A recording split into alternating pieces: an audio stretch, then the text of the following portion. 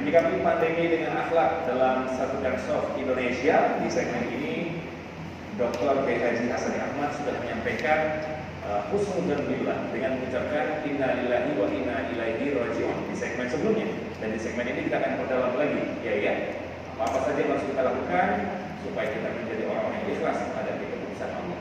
Apa ya?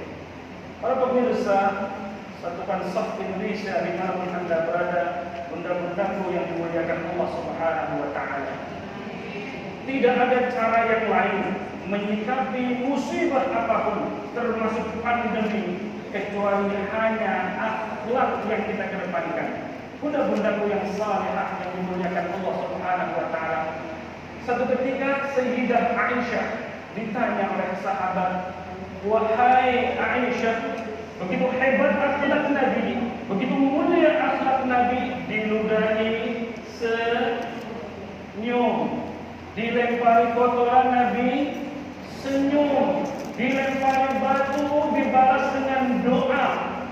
Ada yang begitu jamaah kita? Ada? Insya Allah semuanya kami pulang ini ada yang ludahi senyum? Insya Allah. Sedemikian mulianya Nabi, sedemikian hebatnya Nabi, ketika dilempari batu dibalas dengan doa Allahumma hdi qaumi fa innahum la ya'lamun. Ketika dilempari batu oleh Taif, oleh penduduk Taif, Nabi berdakwah bukannya disambut dengan tula'al badru alaina, tidak ada penyambutan itu.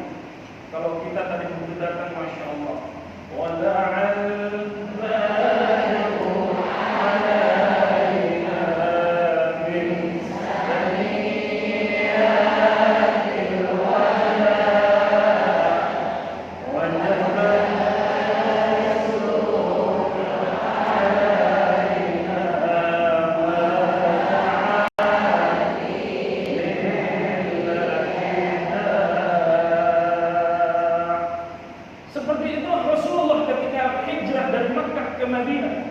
tetapi tidak ketika baginda Nabi berdakwah untuk kaum Taif.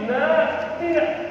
Nabi justru disambut dengan hujanan batu, sampai malaikat Jibril menawarkan kepada Rasul, "Ya Rasul, andai engkau mau, maka bukit Taif itu akan aku timpakan kepada penduduk Taif." Tapi apa kata Nabi? Kata Nabi, "Jangan wahai Jibril, jangan. Mereka, karena sesungguhnya mereka tidak tahu." Maka Rasulullah mendoakan, kata Rasul, "Allahumma hdi qaumi fa innahum la ya'lamun." Duhai Allah, berikan hidayah, berikan petunjuk kepada kaum Taif, karena sesungguhnya mereka tidak tahu. Ada yang sampai begini, bunda-bunda, ada yang positif, kita doakan baik, ada yang begitu. Insya Allah jawaban dari bunda-bunda pasti jawabannya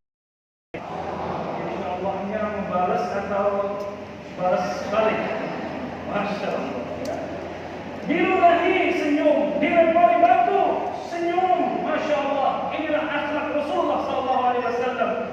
Maka ketika Sayyidah Aisyah ditanya, "Wahai Aisyah, begitu hebat, begitu mulia akhlak Rasulullah SAW, apa sih kuncinya? Apa sih triknya?"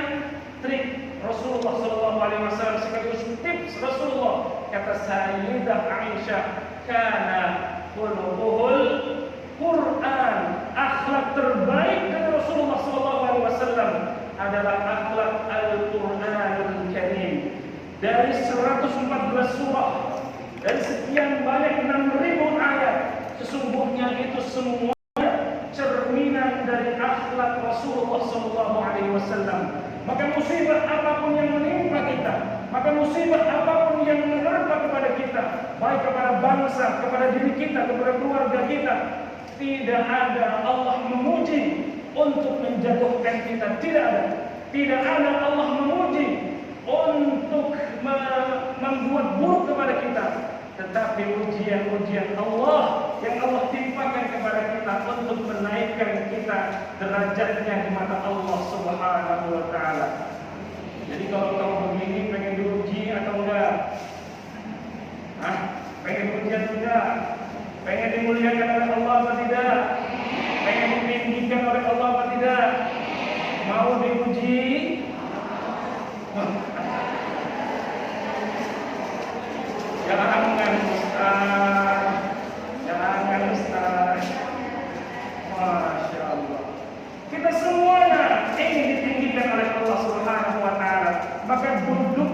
bunda-bunda di sini, insya Allah ini masuk jihad fi sabilillah.